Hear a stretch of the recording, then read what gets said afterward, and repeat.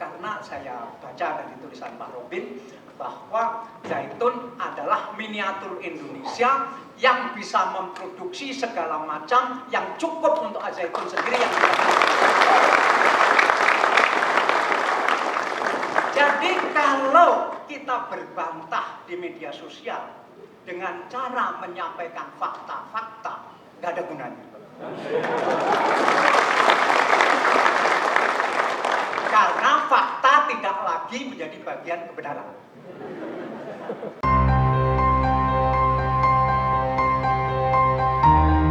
Kemarin saya mendapat penjelasan dari Syekh Panji Gumilang bahwa justru itu menguntungkan dan seterusnya. Maka saya hanya bisa berdoa mudah-mudahan ini sukses besar. Saya belum melihat pertaniannya, saya belum melihat peternakannya, tetapi sebagai Menteri BUMN waktu itu, saya sangat menyesal ketika saya membuat keputusan saya akan membangkitkan perusahaan BUMN di bidang pangan, namanya Dewi Sri. Saya masih beranggapan mungkin perusahaan itu bisa dibangkitkan, bisa dihidupkan. Ternyata menghabiskan waktu. Habis waktu saya untuk membina agar BUMN di bidang pangan itu bisa segera bangkit. Ternyata sulit sekali. Dan saya menyesal sekali kenapa dulu tidak saya bubarkan saja.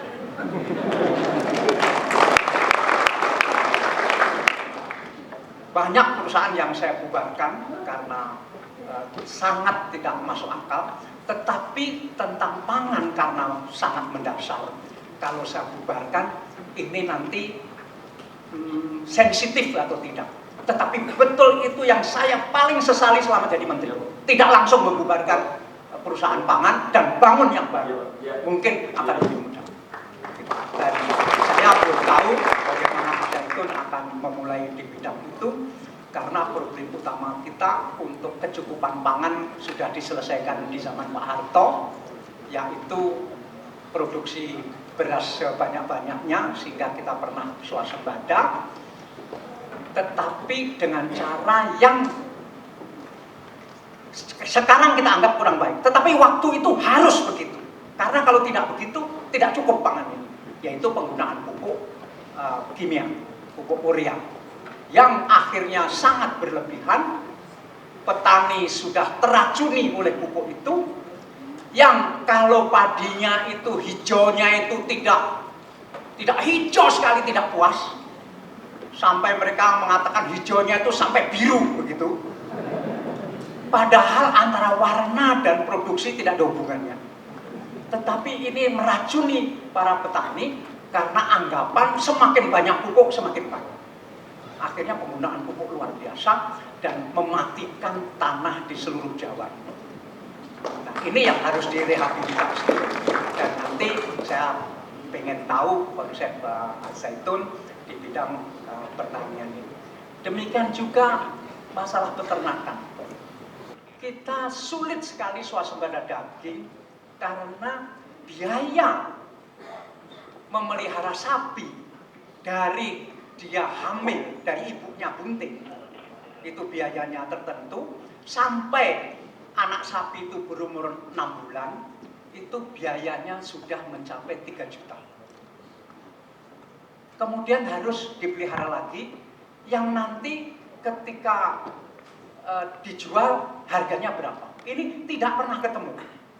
Nah, ini solusi ini saya juga pengen tahu nanti, mudah-mudahan ada kesempatan bagaimana konsep zaitun, karena saya baca dari tulisan Pak Robin bahwa zaitun adalah miniatur Indonesia yang bisa memproduksi segala macam yang cukup untuk zaitun sendiri yang jadi ada rasional di situ. Luas tanah berapa, luas tanah pertanian berapa, santri berapa, bersama karyawan berapa, dosen berapa, bagaimana cara memproduksi dan memproduktifkan tanah ini sampai swasembada zaitun. Nah, kalau dalam skala zaitun yang orangnya begitu banyak dan bisa betul-betul swasembada, saya baca dari tulisan Pak Robin, maka apakah ini tidak bisa di skill up untuk skala Indonesia? Menurut saya bisa. Rasionalitas seperti inilah yang saya sangat kagumi dari Al-Zaitun ini, sehingga semuanya harus serba dihitung, semuanya serba ilmiah, tidak ada tahayul, tidak ada segala macam, pokoknya harus hitung. Saking ilmiahnya sampai orang yang biasa tahayul menganggap ini tahayul baru.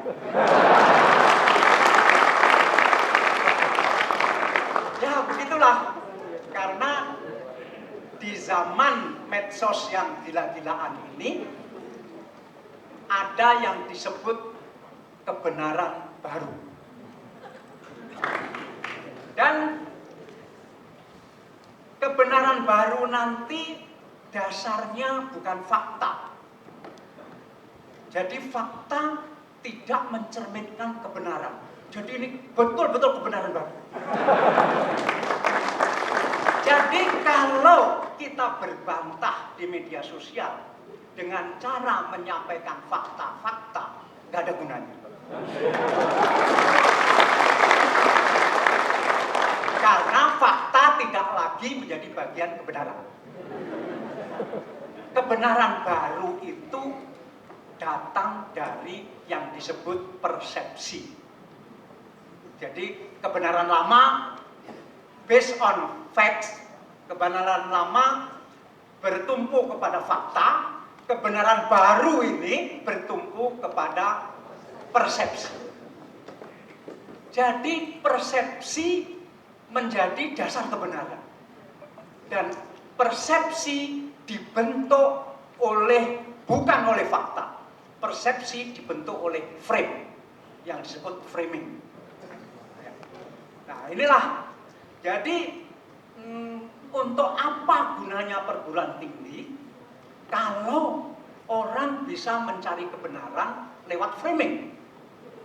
Ini persoalan besar bagi para sarjana. Tadi diceritakan gagasan yang tadi yang bisa dijual oleh Syekh. Lalu apakah Syekh ini sudah saatnya tampil untuk bisa tampil memperbarui Indonesia? Saya kira nanti harus dihitung oleh beliau lah. Masalahnya ini sensitif atau tidak, kemudian produktif atau tidak, jangan-jangan malah negatif, itu terserah. Ya, selama di Al-Zaitun ini, aura apa yang Pak Dahlan ini rasakan selama mendampingi saya? Pertama, ilmu pengetahuan, artinya logika dipakai, tidak ada tahayul, semua harus diperhitungkan secara keilmuan, secara logik berpikir, tidak ada ikut-ikutan. Semua punya prinsip sendiri dalam pengertian ini harus bisa di-manage dengan baik. Anda bayangkan ini, Wisma ini dibangun 25 tahun yang lalu. Sudah seperti ini, berarti pada zamannya ketika ini dibangun, ini paling mewah di Indramayu saya kira. Nah, meskipun sekarang belakangan banyak bangunan yang lebih mewah. Berarti masa depan itu betul-betul dipikirkan sejak awal. Desain dipikirkan sejak awal. Jadi harus, misalnya komplek ini harus didesain seperti apa, itu sudah ditentukan sejak awal. Jadi kesan saya pertama, ini serba ilmu pengetahuan, serba logika, tidak ada tahayul, dan mau melangkah ke depan. Begitu, ke depan yang diinginkan oleh bangsa ini seperti apa. Kemudian saya lihat ada band keroncong, dan yang menyanyi Jawa tadi adalah para guru dan para karyawan yang ada di sini. Kemudian tadi musik di sela-sela orang pidato itu pakai gamelan Sunda, yang nabuh gamelan juga orang-orang karyawan di sini. Sehingga apalagi yang disebut intoleran. Jadi yang ngomong yang intoleran itu yang intoleran. Pesantren ini mandiri, seluruh kebutuhan pangannya dicukupi oleh bahannya dari pesantren ini. Kemudian berasnya dicukupkan dari sini, kemudian 9 pokok, buah, sayur, daging, telur, kemudian garam, semua minyak, semua dicukupi dari Al-Zaitun sendiri. Itu menandakan merdeka yang sering menjadi slogan di sini itu merdeka sampai ke batinnya karena semuanya merdeka, tidak tergantung kepada orang lain. Dan ini saya anggap miniatur masa depan Indonesia. Jadi miniatur masa depan Indonesia. Kalau semua hal bisa diterapkan di sini, termasuk intoleransi tadi disebutkan di sini pernah dipakai Natalan, segala macam itu, dan kemandirian pangan, dan semuanya bisa dimanage, berarti seluruh Indonesia harusnya juga bisa dimanage. Jadi ini miniatur masa depan Indonesia, baik di bidang pertanian, di bidang ekonomi, di bidang pendayagunaan kekayaan laut, maupun masalah sosial, dalam hal ini masalah toleransi antara masyarakat dan antar agama. Kenapa Robin Simanullah dan Simanullah Al Zaitun gitu? Saya sangat terkesan karena dia punya prinsip jurnalistik, fakta dan garam dan lilin, garam dan light dan pencahayaan. Artinya jurnalistik itu kalau hanya berdasarkan fakta juga hambar, karena harus ada garam supaya ada rasanya. Tapi kalau rasa itu dibuat berlebihan, akhirnya tidak bisa menerangi. Akhirnya malah membuat pikiran gelap. Jadi yang saya kagum adalah prinsip jurnalistik beliau, salt and penyinaran. Tadi saya mengatakan bahwa Al Zaitun adalah bersetting global atau bersetting internasional. Bagaimana? Ya tentu semua sekarang kan mengejar kehidupan global. Untuk apa sih kita bertengkar di dalam negeri sementara kita kalah dengan luar negeri. Dan pikiran seperti itu harus bersatu di dalam negeri untuk bersaing di luar negeri. Karena kalau bersaing sesama bangsa Indonesia untuk apa? Bersaing sama bangsa global dong, begitu. Jadi sangat relevan ya pemikiran Sangat saya. relevan. Isi media itu harus bagaimana Menurut saya para jurnalis harus tetap kritis seperti dulu, tahu mana ini framing, tahu mana ini bukan fakta dan seterusnya, dan tahu apakah ini dari buzzer atau tidak buzzer. Saya kira kita semua wartawan harus tetap kritis seperti itu. Apa sih yang menjadi kendala, yang menjadi polemik di masyarakat? Karena masyarakat kita sebetulnya logika berpikirnya masih berkelas-kelas. Ada yang sangat logis, ada yang kurang logis, ada yang sangat takhayul, dan tentu bagian-bagian masyarakat seperti itu juga punya pikiran sendiri-sendiri. Jadi wajar saja, diterima saja, nggak apa-apa. Ya memang masyarakat kita seperti itu.